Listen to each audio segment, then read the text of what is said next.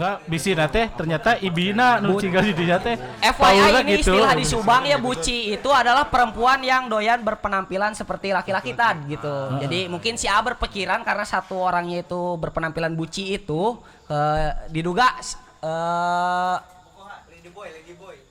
lesbian gitu, diduga lesbian gitu. Gimana tuh? Oh gitu ya. Gitu. Silakan Tad. Langsung. Boleh.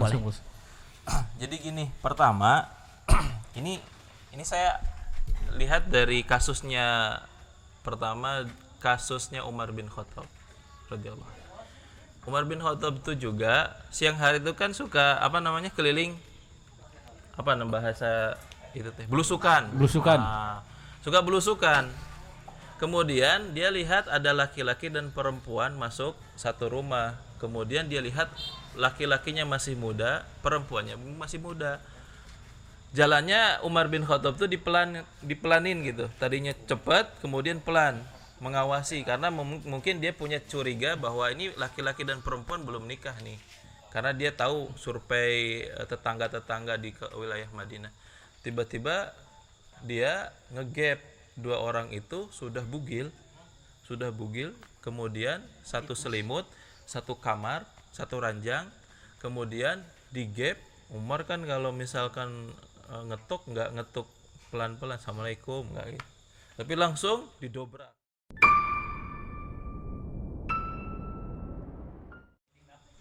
Oke gitu Ustadz, katanya kalau kebetulan ada mbak-mbak yang suka mbak-mbak lagi di pinggir rumahnya gitu, tetangganya mungkin diduga suka sama suka ya, tinggal bareng itu kan belum tentu mereka berhubungan seksual dan dipastikan itu lesbian. Oh gitu ya. Gitu. Enggak, bisi teh ternyata ibina nu tinggal di dinya teh. FYI ini gitu. istilah di Subang ya, buci itu adalah perempuan yang doyan berpenampilan seperti laki-laki tad gitu. Jadi mungkin si A berpikiran karena satu orangnya itu berpenampilan buci itu diduga lesbian gitu, diduga lesbian gitu. Gimana tuh? Oh gitu ya. Gitu. Silakan Tad. Langsung. Boleh. Jadi gini, pertama ini saya lihat dari kasusnya, pertama kasusnya Umar bin Khattab radhiyallahu anhu. Umar bin Khattab itu juga siang hari itu kan suka keliling bahasa itu teh belusukan. Suka belusukan. Kemudian dia lihat ada laki-laki dan perempuan masuk satu rumah. Kemudian dia lihat laki-lakinya masih muda, perempuannya masih muda. Jalannya Umar bin Khattab tuh dipelanin gitu. Tadinya cepat, kemudian pelan, mengawasi karena mungkin dia punya curiga bahwa ini laki-laki dan perempuan belum nikah nih. Karena dia tahu survei tetangga-tetangga di wilayah Madinah. Tiba-tiba dia ngegap dua orang itu sudah bugil, kemudian satu selimut, satu kamar, satu ranjang, kemudian digap. Umar kan kalau misalkan ngetuk nggak ngetuk pelan-pelan, assalamualaikum nggak gitu, tapi langsung didobrak. Kemudian dalam keadaan tidak pakai busana, si laki-laki dan perempuan tersebut disuruh dibawa ke tempat mahkamah gitu, tempat mahkamah, tempat ngumpul-ngumpul gitu. Dibawalah 4 seorang sahabat, Ali bin Abi Thalib, Ibnu Abbas, Ibnu Mas'ud dan yang lainnya. Ini saya ketemu dua orang ini di satu ruangan, satu ranjang, kemudian satu selimut, telanjang bulat. Dia sedang berzina gitu. 4 orang sepakat yang salah Umar. Lah kok jadi yang salah Umar menuduh dua orang ini berzina? Kemudian dibacakan surat An-Nur. Syaratnya menganggap orang berzina itu harus 4 orang saksi. Yang kedua harus masuk ke jenis kelaminnya. Kalau nggak masuk ya jangan difitnah berzina. Coba bayangan sesensitif itu dalam masalah menghukumi seseorang. Nah, coba dalam hal itu juga kita masuk kepada wilayah praduga tak bersalah gitu. Jangan sampai menguatkan asumsi jika ini lesbian ya. Tapi memang asumsi kuatnya itu adalah lesbian ya. Kembali lagi kalau misalkan lesbian itu kan dalam hukum kita, negara kita termasuk perbuatan amoral. Artinya kalau tadi bahasanya kalau mau dilaporkan ke RT bisa digerebek gitu kan. Nah, itu penyakit masyarakat. Karena lesbian itu bisa menular penyakitnya. Bahkan ada satu riset HIV AIDS di Jawa Barat itu angka tertingginya wilayah Subang. Itu. Dan itu yang sudah diisolasi kemudian mereka malah keluar. Artinya kalau keluar itu entah itu nanti keringatnya lewat mana kan, kalau misalkan kita virus COVID aja lewat keringatnya atau udaranya aja bisa kena. Nah ini HIV AIDS gitu. Biasanya langsung kepada antibody gitu. Nah salah satu diantaranya pun itu. Kenapa hari ini kita nggak jarang bersuara? Karena apa? Kita tahu hal-hal yang demikian. Bahkan ada yang mengatakan laki-laki yang punya pribadi tulang lunak di sekolah kemungkinannya ada LGBT. Coba sampai ada yang memastikan seperti itu. Nah kemudian juga tadi perempuan dengan perempuan pun sama seperti itu. Nah yang belum kita suarakan itu supaya masyarakat bisa paham bahayanya LGBT itu seperti apa. Nah hari ini tuh belum ada sosialisasinya gitu. Padahal itu kan perbuatan yang memang kurang indah gitu untuk dipandang sebenarnya. Nah makanya ketika saat persoalan kayak gitu tuh harusnya dibicarakan pertama dengan dua orang itu ini aja gitu bertiga gitu. Tesnya dengan gitu. saya maneh bogoh tuh jeung kurang gitu. Kirain mau bilang ikutan dong gitu. 3 gitu kan. Kalau misalkan nggak ada nafsu berarti positif dia lesbian gitu. Ya seperti itu mungkin. Sedikit menambahkan ya rekan-rekan, deviasi penyimpangan sosial itu tidak bisa kita tentukan berdasarkan penampilan karena banyak sekali kasus yang saya temukan di berbagai riset itu ternyata yang gay, yang lesbi justru adalah yang penampilannya sangat laki-laki dan penampilannya sangat perempuan. Jadi itu tidak bisa jadi valid juga. Nah kemudian tindakan-tindakan tentu bisa diukur secara sosial, kelihatan kan. Nah itu bisa jadi praduga yang bisa digunakan gitu. Kalau memang peluk-pelukannya tidak wajar, wanita dan wanita wajarnya pelukan, wih cantik gitu kan. Kalau cowok-cowok wih ganteng gitu. Agak jijik ya, kurang ada ditahan lah. Maksudnya udah ngeri, udah kan nyaho kayaknya. Iya.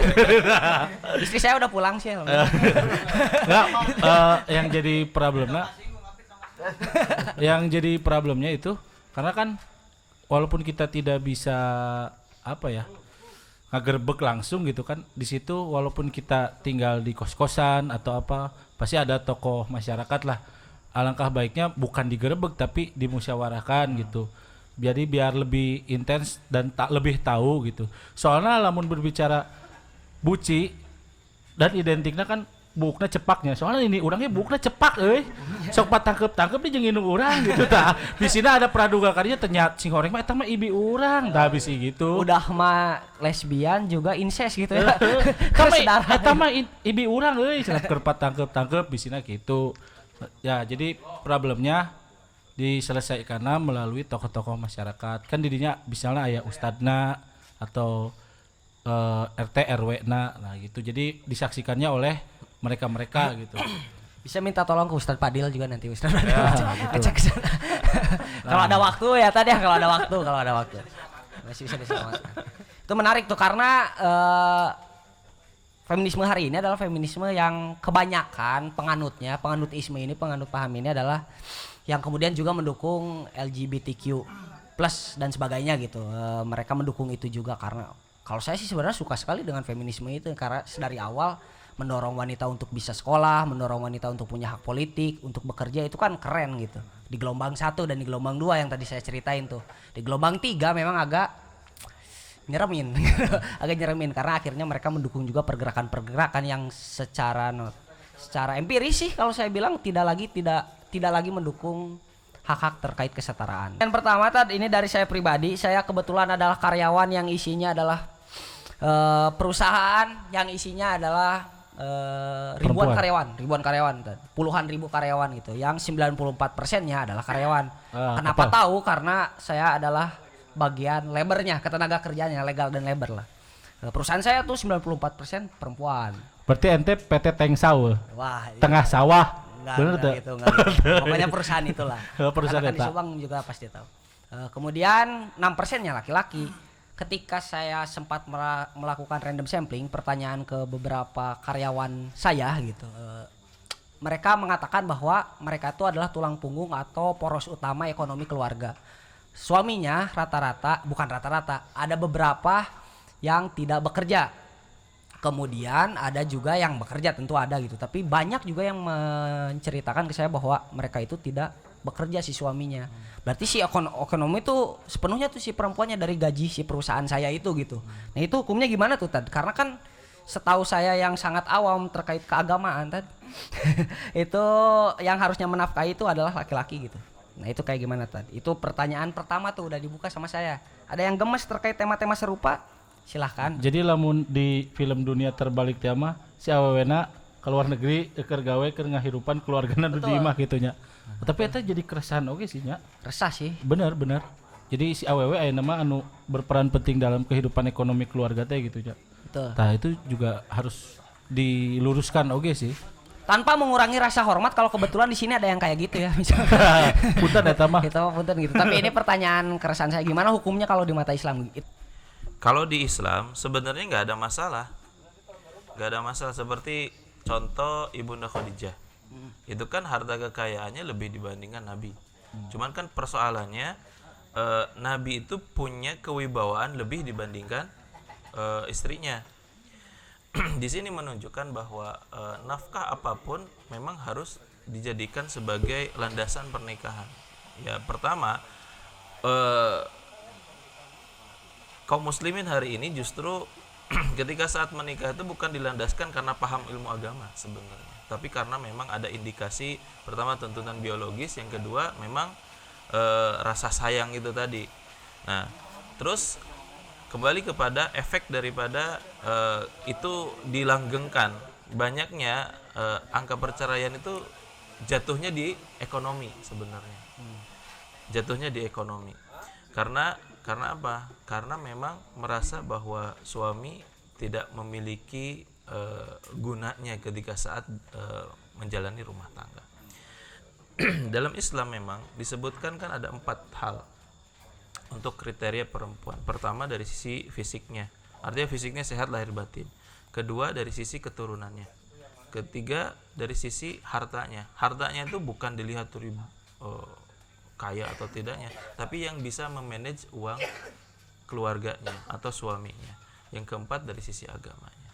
Jadi dalam Islam tidak ada hukum baku terkait tentang finansial masing-masing. Toh juga ketika saat waris, suami dan istri saling mewariskan. Ya, saya sering menyelesaikan kasus waris yang dimana harta suami dan istri itu digabung. Kan bingung akhirnya. Apa yang diwariskan kalau hartanya dicampur? Gitu. Nah makanya yang tidak difahami adalah harta istri, harta suami gitu. Jadi harus dipisah karena suami dan istri itu saling mewariskan. Dan memang harus ada yang kurang difahami dalam fikih keluarga itu adalah suami mau tidak mau ada nominal yang menjadikan ketentuan bagi istrinya gitu. Nah itu yang menjadikan sebuah polemik sekarang, keluarga sekarang itu adalah masalah duit gitu.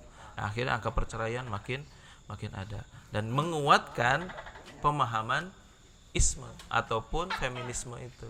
Nah, jadi angka perceraian seperti perselingkuhan akhirnya ada gitu. Dikarenakan apa? Persoalan karena laki-laki udah tidak ada kemampuannya dalam mencari nafkah gitu. Ya, balik lagi Islam bahwa mencari harta masing-masing suami dan istri itu tidak ada salahnya. Cuman kalau ketika saat bagaimana cara mencarinya itu harus berdasarkan kesepakatan berdua.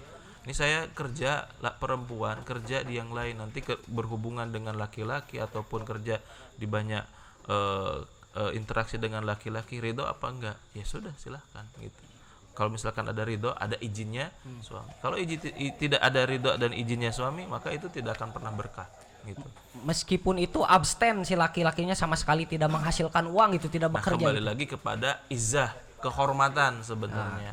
Nah, yang banyak persoalannya adalah laki-laki yang memang tidak memiliki muruah, wibawa sebagai kesanggupan apa namanya memimpin satu rumah tangga yang akhirnya dia menjadikan perempuan jadi ladang usaha gitu untuk cari cuan gimana. Nah itu salah satu persepsi, jadi bukan dari sisi salah dari hukumnya, tapi dari sisi pelakunya gitu, oknumnya gitu.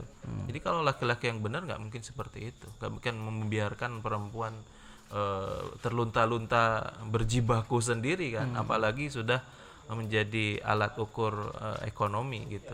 Nggak seperti itu. Jadi kembali lagi itu hanya oknum laki-laki yang memang tidak punya tanggung jawab terhadap perempuan. Jadi bukan kepada hukumnya ya, tapi kepada oknum dari laki-lakinya. Dan itu memang tidak dibenarkan kalau seperti itu. Gitu.